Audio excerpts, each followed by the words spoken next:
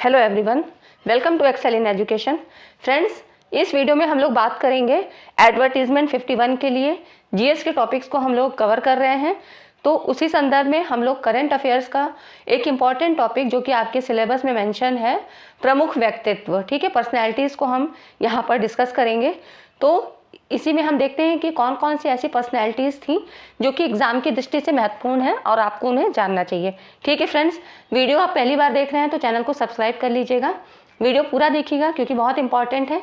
इसके पहले भी बहुत सारी वीडियो मैंने डाल रखी हैं, तो यहाँ पर इस चैनल में नेट पेपर फर्स्ट और एजुकेशन पेपर 2 के लिए और यूपीएससी की तैयारी के लिए आपको वीडियोस मिल जाएंगी। अलग अलग प्लेलिस्ट में मैंने बना रखी हैं, तो आप वहाँ पर देख सकते हैं। चैनल को सब्सक्राइब कर लीजिएगा और टेलीग्राम चैनल को भी ज्वाइन करिए ताकि मैं इंपॉर्टेंट कंटेंट जो है वो वहाँ पीडीएफ के फॉर्म में दे सकूँ। ठीक है, तो आप लोग टेलीग्राम चैनल को सब्सक्राइब कर लीजिएगा, ठीक है, ज्वाइन ज़रूर करें। वहीं पे आपको सारा कंटेंट पीडीएफ के फॉर्म में मिलेगा। ठीक है फ्रेंड्स, स्टार्ट करते हैं कि हम लोग पर्सनैलिटीज़ देखते हैं कौन कौन सी ऐसी पर्सनैलिटीज़ थी जो इम्पॉर्टेंट हैं। तो स्टार्ट हम करते हैं राष्ट्रपति के पद से द्रौपदी मुर्मू जी के लिए। ठीक है, ये कौन थी? भारत की 15वीं राष्ट्रपति निर्वाचित हुई हैं। ये क्या है? राष्ट्रपति का पद हमारे लोकतंत्र और गणतंत्र का शीर्ष संवैधानिक पद है। ये एक ऐसा पद है जिसका निर्वाचक मंडल इतना विशाल है कि अप्रत्यक्ष रूप से ही सही परंतु पूरा देश इससे जुड़ा होता है।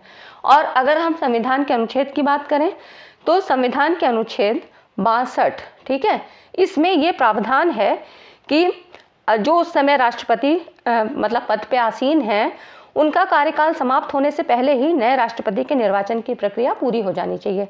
ठीक है, तो ये हो गई कुछ जरूरी बातें जो कि जाननी चाहिए। अब इनका चुनाव कब हुआ था, ये कब बनी?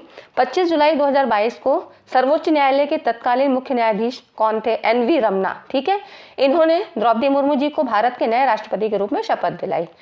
तो ये आपको पता होना चाहिए, उस समय कौन थे मुख्य न्यायाधीश? एन.वी. रमन्ना, याद रखिएगा। और ये कहाँ पे द्रौपदी मुर्मू जी का जन्म कहाँ हुआ था? उड़ीसा के मयूरभंज जिले में। ठीक है, सन नहीं पूछेगा। किस जनजाति से हैं? संथाल जनजाति से हैं और जनजाति समुदाय से राष्ट्रपति बनने वाली पहली व्यक्ति है ना। तो ये इनकी विशेष बात है। इनका विशेष परिचय भी हम इसीलिए देख रहे हैं क्योंकि क्वेश्चन ऐसे तो नहीं पूछेगा, ये तो सभी को आता है कि राष्ट्रपति कौन है, लेकिन हो सकता है उनसे संबंधित चीज़ें पूछ ले। और प्रतिभा देवी सिंह पाटिल जी के बाद ये भारत की राष्ट्रपति बनने वाली दूसरी महिला है। ठीक है, इससे पहले जो राष्ट्रपति थे वो कौन थे? रामनाथ कोविंद जी थे। इनका जो कार्यकाल था 2017 से 22 तक का। ठीक है, और व्यक्ति क्रम की बात करें तो द्रौपदी मुर्मू जी 15वीं हैं और ये 14वें थे, है ना। और राष्ट्रपति जो कौन से नंबर का चुनाव जो हुआ था, ये 16वां राष्ट्रपति चुनाव था। ठीक है, आगे देखते हैं। अब इनकी ये किस एज में बनी? 64 ईयर्स में थी इनकी, तो सबसे युवा है मतलब राष्ट्रपति के पद पर होने वाली। भारत की पहली ऐसी राष्ट्रपति है जिनका जन्म देश की स्वतंत्रता के बाद हुआ। ठीक है, तो ये उनका कुछ परिचय है। इसके पहले ये कहाँ पर कार्यरत थी? कई बार यही पूछा जाता है कि राष्ट्रपति बनने से पहले वो उनका कार्यकाल कैसा था, कहाँ पे थी? तो ये झारखंड की 9वीं राज्यपाल के रूप में कार्यरत थी। कब से? 2015 से 21 तक। ठीक है, और इसके पहले 2000 से 2004 के मध्य उड़ीसा सरकार में भी ये कार्यभार संभाल चुकी हैं, जैसे कि वाणिज्य और परिवहन राज्य मंत्री के रूप में और मत्स्य एवं पशु संसाधन विकास राज्य मंत्री। ठीक है, तो ये हो गया इनका एक इंट्रोडक्शन जो कि हमें पता होना चाहिए। जगदीप धनखड़ भारत के 14वें उपराष्ट्रपति हैं। ये 6 अगस्त 2022 को बंगाल के पूर्व राज्यपाल और राष्ट्रीय जनतांत्रिक गठबंधन के उम्मीदवार जगदीप धनखड़ जी, ठीक है, इनको 14वें उपराष्ट्रपति के रूप में चुना गया। तो मतलब इसके पहले वो क्या थे? बंगाल के पूर्व राज्यपाल थे। इन्होंने संयुक्त विपक्षी, जो इनकी विपक्षी दल की थी, वो कौन सी नेता थी? मार्गरेट अल्वा, भारतीय राष्ट्रीय कांग्रेस की थी सदस्य। ठीक है, अब तो इसका मतलब इन्होंने ये बता ही दिया है कि पश्चिमी बंगाल के राज्यपाल के रूप में कार्यरत थे नामांकन के पहले। इनका जन्म स्थान क्या है? राजस्थान के झुंझुनू जिला। अब इनसे जो पूर्व उपराष्ट्रपति थे, इनके पहले कौन थे? वो थे वेंकैया नायडू। इनका जो कार्यकाल था 2017 अगस्त से अगस्त 2022 तक। ठीक है, फिर अब इसका उपराष्ट्रपति का जो किस अनुच्छेद में वर्णन है? तो संविधान के अनुच्छेद 63 में उपराष्ट्रपति के पद का उल्लेख किया गया है। ठीक है, तो ये चीज़ें हो गई इनसे संबंधित।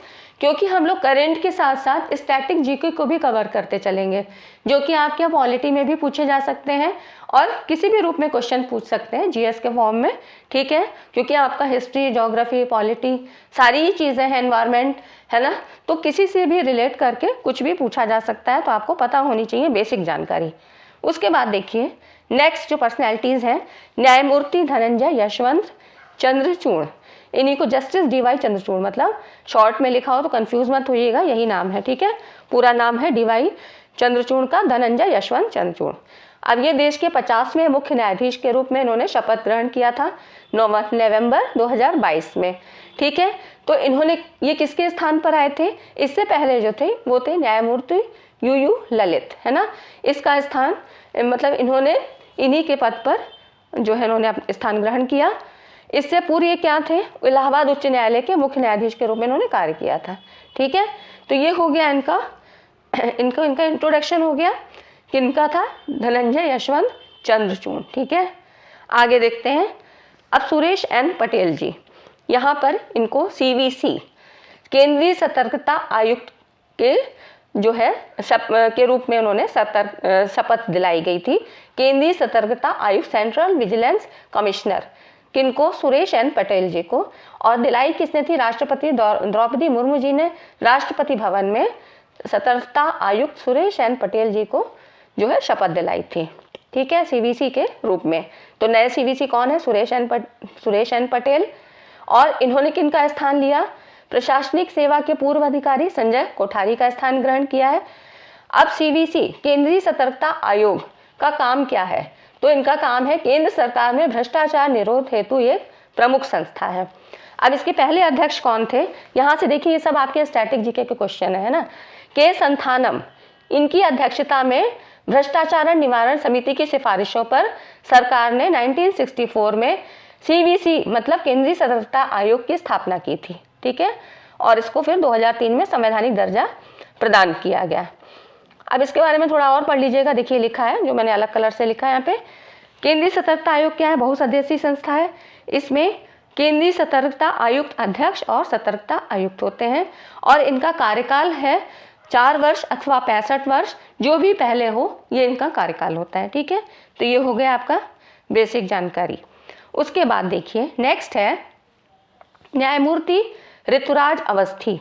ये कौन है, कर्नाटक उच्च न्यायालय के पूर्व मुख्य न्यायाधीश हैं और अभी क्या है 22वें भारतीय विधि आयोग के नए अध्यक्ष नियुक्त हुए हैं, ठीक है। तो विधि आयोग के नए अध्यक्ष न्यायमूर्ति ऋतुराज अवस्थी।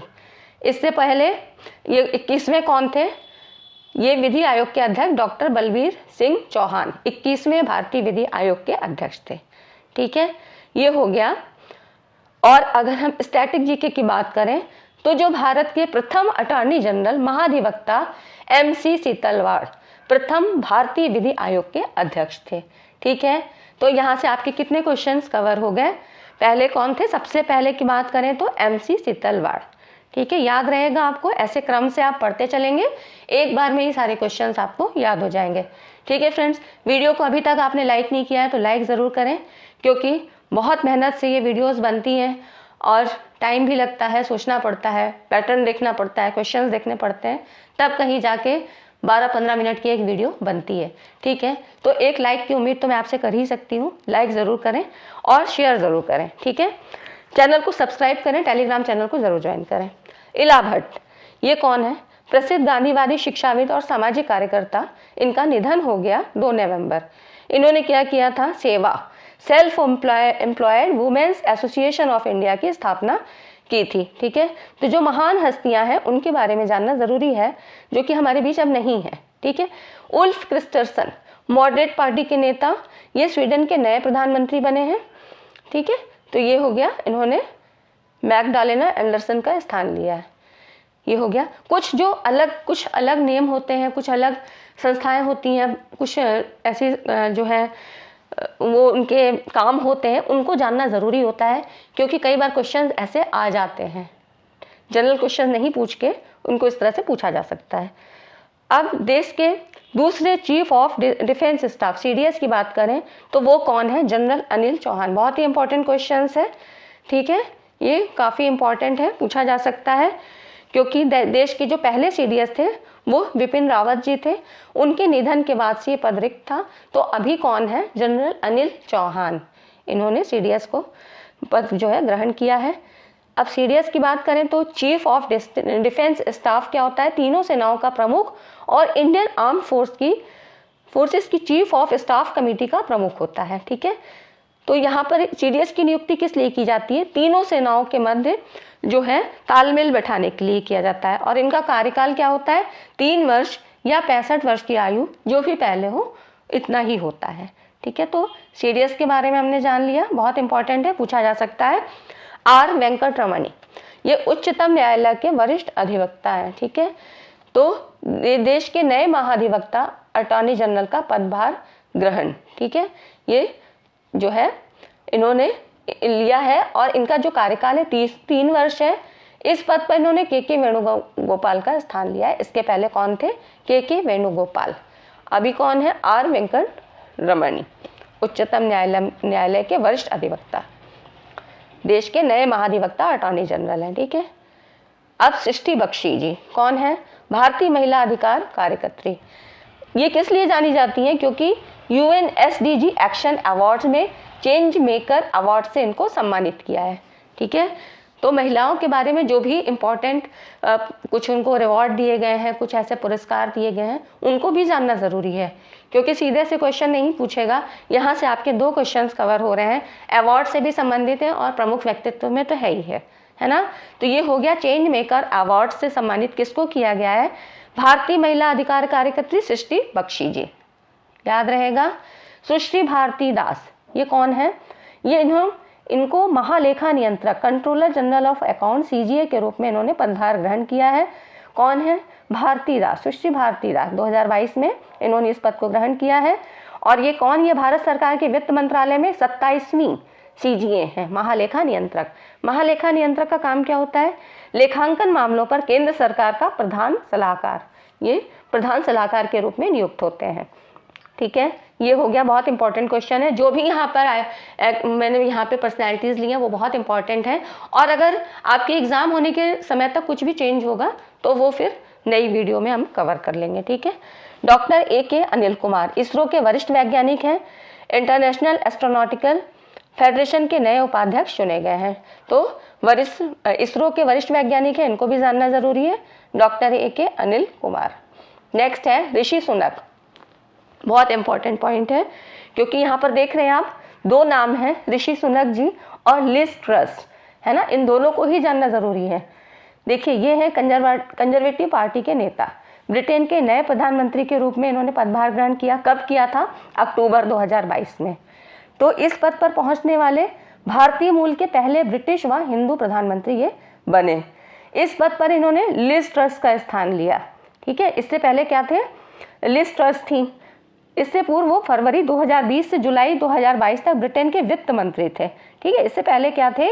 यहाँ पर जो है वित्त मंत्री के रूप में इन्होंने कार्य किया। अब लिज ट्रस के बारे में जानते हैं कि कैसे ये कितने दिन तक अपने पद पर जो है इन्होंने कार्यकाल संभाला। तो लिज ट्रस कंजर्वेटिव पार्टी की नेता, ब्रिटेन की प्रधानमंत्री के रूप में इन्होंने पदभार ग्रहण किया। कब किया था? इन्होंने सितंबर 2022। अब यहाँ पर देखिए टाइम पीरियड को ध्यान रखिए, ये अक्टूबर में बने थे और ये सितंबर में थी। ठीक है, सितंबर में ये पहले आई, तो ये ज़्यादा दिन तक नहीं इन्होंने अपने कार्य को किया। इसके बाद इन्होंने क्या? इस्तीफा दे दिया। ठीक है, रिज़ाइन कर दिया। तो इनके बारे में जानते हैं। मार्गरेट थैचर और थेरेसा मे के बाद वो तीसरी महिला है जो इस पद पर पहुंची। यहाँ पर इन्होंने अपने प्रतिद्वंदी भारतीय मूल के ऋषि सुनक को हराया था। इस पद पर इन्होंने पूर्व प्रधानमंत्री बोरिस जॉनसन का स्थान लिया था। ठीक है, तो उस समय इनके प्रतिद्वंदी कौन थे? ऋषि सुनक। लेकिन जब इन्होंने अपने पद से रिजाइन कर दिया तो उसके बाद कौन आए? फिर ऋषि सुनक आए। ठीक है, तो इसी तरह से इन दोनों का ही डिटेल आपको जानना चाहिए। अब नेक्स्ट हम देखते हैं संजय मल्होत्रा, देश के नए राजस्व सचिव नियुक्त हुए हैं अक्टूबर में। इन्होंने तरुण बजाज के सेवानिवृत्त होने के बाद राजस्व विभाग के सचिव का पद संभाला। ठीक है, गिरधर अरमाने कौन है? देश के नए रक्षा सचिव के रूप में काफी पूछा जाता है, इंपॉर्टेंट क्वेश्चन है। रक्षा सचिव कौन है अभी? गिरधर अरमाने। कुछ के नाम थोड़े अलग हैं तो वो आपको याद रह सकते हैं, गिरधर अरमाने, है ना। अवनीश अवस्थी कौन है, सेवानिवृत्त IAS अधिकारी हैं। और इम्पोर्टेंट क्यों है जानना, क्योंकि ये उत्तर प्रदेश के मुख्यमंत्री योगी आदित्यनाथ जी के सलाहकार नियुक्त हुए हैं। कब हुए? सितंबर में, है ना। तो ये सब अभी लेटेस्ट न्यूज़ हैं जो कि आपको जानना चाहिए पर्सनैलिटीज़ के बारे में। बेंजामिन नेतन्याहू इजराइल के चुनाव में प्रधानमंत्री का चुनाव जीता इन्होंने, नवंबर की बात है, ठीक है। तो इजराइल के प्रधानमंत्री के रूप में है, ठीक है फ्रेंड्स। वीडियो को अभी तक आपने लाइक नहीं किया हो तो लाइक ज़रूर करें, क्योंकि इससे भी मेरा भी मोटिवेशन बढ़ता है, मुझे भी एक जो है अलग ऊर्जा मिलती है, जिससे कि मुझे लगता है कि नहीं, आपको ऐसे टॉपिक्स पे जो है बनाने चाहिए वीडियो जो आपके लिए हेल्पफुल हो, आपके एग्ज़ाम के लिए हेल्पफुल हो, है ना। आगे देखते हैं। महारानी एलिजाबेथ द्वितीय यूके पर सबसे लंबे समय तक शासन करने वाली साम्राज्ञी थी, मतलब महारानी थी। इनका निधन हो गया सितंबर में। इनका जन्म लंदन के मेफेयर में हुआ था और वो वर्ष 1952 में ब्रिटेन की महारानी बनी थी। इनकी मृत्यु के बाद उनके बड़े पुत्र चार्ल्स III यूके के महाराजा बने, ठीक है। तो यहाँ पर इनके बारे में ये थोड़ा डिटेल है कि कब वो जो है पहली बार भारत यात्रा पे आई थी, तो 1961 में आई थी। और इसी समय 26 जनवरी 1961 में गणतंत्र दिवस परेड के मुख्य अतिथि भी थी, ठीक है। उसके बाद ये दूसरी बार आई 1983 में, और फिर तीसरी बार 1997 में 50 वर्ष पूरा होने पर, भारत की स्वतंत्रता के 50 वर्ष पूरे होने पर ये भारत आई थी। ये इनका थोड़ा सा इंट्रोडक्शन है। अभिजीत सेन प्रसिद्ध अर्थशास्त्री और योजना आयोग के पूर्व सदस्य का निधन हो गया था। ये कब से कब तक योजना आयोग के सदस्य रहे, इंपॉर्टेंट है, 2004 से 2014। कार्यकाल भी जानना जरूरी है। और क्वेश्चन ऐसे भी पूछा जाता है कि इस समय तो है ही कौन है, लेकिन इससे पहले के कौन थे, है ना। तो इस तरह से भी क्वेश्चन पूछा जाता है, इसलिए इसको मैं बताते चल रही हूँ कि इससे पहले किसका इन्होंने स्थान लिया, इसके पहले कौन थे, इसके बाद कौन आया, है ना। ये हिलेरी मेंटल कौन है? प्रसिद्ध ब्रिटिश लेखिका और बुकर पुरस्कार विजेता। इनका निधन हो गया और ये 2 बार बुकर पुरस्कार प्राप्त करने वाली पहली महिला थी। याद रहेगा, सबकी एक जो है क्वालिटी है, स्पेशल क्वालिटी है, उसको इस तरह से ध्यान में रख के याद रखिएगा। तो 2 बार बुकर पुरस्कार प्राप्त करने वाली पहली महिला कौन है? Hilary Mantel. मुलायम सिंह यादव जी उत्तर प्रदेश के पूर्व मुख्यमंत्री थे, सभी जानते हैं, समाजवादी पार्टी के संस्थापक। इनका निधन हो गया अक्टूबर में। और पहले कहाँ थे ये, मतलब जब इनका निधन हुआ तो ये मैनपुरी से लोकसभा सदस्य थे और 7 बार लोकसभा के लिए चुने गए थे। इन्होंने ही समाजवादी पार्टी की स्थापना की थी 1992 में और 3 बार उत्तर प्रदेश के मुख्यमंत्री रहे, ठीक है। तो महान हस्ती थी जो हमारे बीच नहीं है।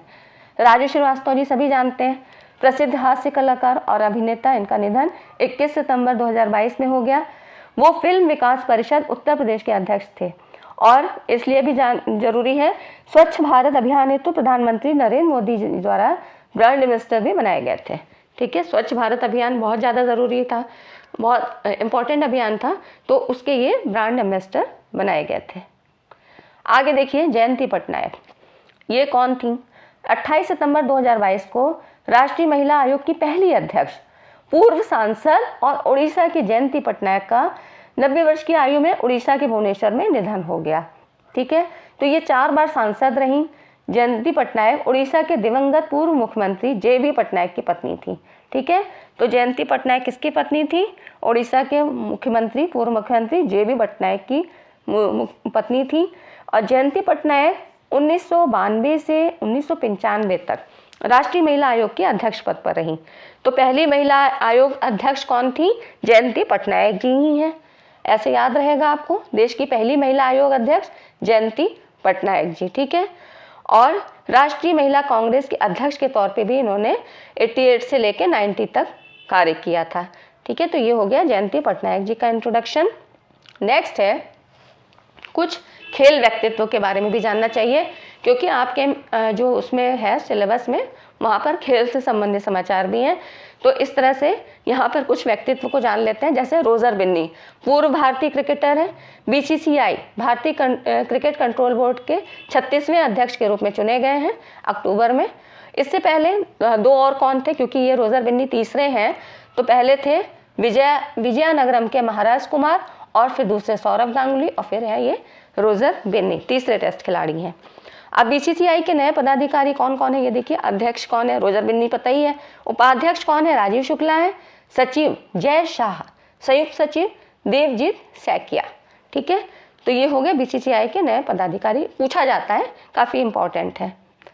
आगे देखिए, सूर्य कुमार यादव भारत की तरफ से T20 अंतर्राष्ट्रीय क्रिकेट में एक कैलेंडर वर्ष में सर्वाधिक रन बनाने वाले बल्लेबाज बन गए हैं। सर्वाधिक रन बनाने वाले भारतीय खिलाड़ी में देखिए सूर्य कुमार यादव, इन्होंने सबसे ज़्यादा बनाए हैं 2022 में ही 1040 रन बनाए। देखा, विराट कोहली ये भी 2022 में दूसरे नंबर पे है, फिर शिखर धवन, ठीक है, ये 2018। तो ये हो गया आपका यहाँ तक।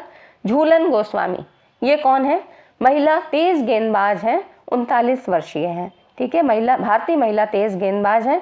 इन्होंने अंतर्राष्ट्रीय क्रिकेट से संन्यास ले लिया है। और झूलन क्या है, इनकी क्या विशेषता है? एक दिवसीय अंतर्राष्ट्रीय क्रिकेट में विश्व की सर्वाधिक विकेट लेने वाली महिला खिलाड़ी हैं। ठीक है, तो सर्वाधिक विकेट लेने वाली महिला कौन है? झूलन गोस्वामी, जिन्होंने किया अंतर्राष्ट्रीय क्रिकेट से संन्यास ले लिया। बजरंग पूनिया, जो अभी गेम्स हुए हैं 2022 में, राष्ट्रमंडल खेलों के ऊपर मैंने एक वीडियो बना रखी है, आप वहाँ से देख लीजिएगा, काफ़ी इंपॉर्टेंट है। ठीक है, तो बजरंग पूनिया की बात करें तो बेलग्रेड सर्बिया में आयोजित विश्व कुश्ती चैंपियनशिप 2022 में कांस्य पदक जीता है इन्होंने। 2022 में गेम हुए थे और जो इनकी जो प्रतिद्वंदी थे वो कौन थे? Sebastian Rivera. ठीक है, तो बजरंग कौन है? विश्व कुश्ती चैंपियनशिप में 4 पदक जीतने वाले पहले भारतीय पहलवान हैं, इसलिए ये खास है। रोजर फेडरर, ये कौन है? स्विट्जरलैंड के महान टेनिस खिलाड़ी हैं और इन्होंने संन्यास की घोषणा की है। ठीक है, तो लेवर कप 2022 फेडरर का अंतिम ATP टूर्नामेंट था। तो रोजर फेडरर टेनिस खिलाड़ी हैं, कई बार ऐसे भी पूछ लेते हैं। प्रणव आनंद, ये शतरंज खिलाड़ी हैं और 76वें, ठीक है, ग्रैंड मास्टर बने हैं भारत के। ये हो गया आपका। विनेश फोगाट, ये कौन है? अभी देखिए सब 2022 में जो गेम हुए हैं विश्व कुश्ती चैंपियनशिप की बात है। विनेश फोगाट बेलग्रेड सर्बिया में आयोजित विश्व कुश्ती चैंपियनशिप 2022 में कांस्य पदक इन्होंने जीता है और फ्री स्टाइल कुश्ती के 53 किलोग्राम भार वर्ग में ये उपलब्धि हासिल की है। ठीक है, तो विश्व कुश्ती चैंपियनशिप में 2 पदक जीतने वाली विनेश पहली भारतीय महिला पहलवान है। इन्होंने 2019 में भी कांस्य पदक जीता था। तो इस तरह इन्होंने विश्व कुश्ती चैंपियनशिप में 2 बार पदक जीता है। आगे देखिए, नीरज चोपड़ा भारतीय भाला फेंक एथलीट हैं। क्यों इम्पोर्टेंट है? ज्यूरिख डायमंड लीग फाइनल्स 2022 का खिताब जीतकर ऐतिहासिक कारनामा किया है और इन्होंने 88.44 मीटर भाला फेंक कर ये उपलब्धि अपने नाम की है। ठीक है, तो ये पहले भारतीय खिलाड़ी एथलीट हैं नीरज चोपड़ा, जिन्होंने डायमंड लीग फाइनल्स का खिताब जो है जीता है। तो ये पहले भारतीय एथलीट हैं। ठीक है, तो ये हो गया आपका नीरज चोपड़ा जी के बारे में। अब अंतिम है विराट कोहली जी। ठीक है, अंतिम स्लाइड है ये आज के वीडियो की। विराट कोहली अंतर्राष्ट्रीय क्रिकेट के तीनों प्रारूपों में 100 मैच खेलने वाले पहले भारतीय क्रिकेटर बन गए हैं। ये कब की रिपोर्ट है? अगस्त 2022। ये उपलब्धि कोहली ने एशिया कप 2022 में पाकिस्तान के विरुद्ध मैच में हासिल की थी। ऐसा करने वाले ये जो हैं दूसरे क्रिकेटर हैं। पहले कौन है? न्यूजीलैंड के रॉस टेलर। ठीक है, ये पहले हैं और विराट कोहली जी दूसरे हैं। तो कोहली 100 या उससे अधिक T20 अंतर्राष्ट्रीय मैच खेलने वाले दूसरे भारतीय खिलाड़ी हैं। ठीक है, इसलिए विराट कोहली, इनके बारे में जानना ज़रूरी है। ठीक है, तो ये हो गया आज आपका कुछ चर्चित व्यक्तित्व के बारे में। सारी चीज़ें हम क्योंकि एक वीडियो में कवर नहीं कर सकते हैं, तो अब अगली चीज़ें जो बची हुई हैं वो हम नेक्स्ट वीडियो में लाएंगे। और तब तक चैनल पे आप बने रहिए। ठीक है, चैनल को सब्सक्राइब करिए, बेल आइकन को ज़रूर प्रेस करिए। ठीक है, वीडियो को पसंद आया है तो लाइक एंड शेयर ज़रूर करिएगा। चैनल पे बने रहिए, टेलीग्राम चैनल को ज्वाइन कर लीजिए। Thanks for watching this video.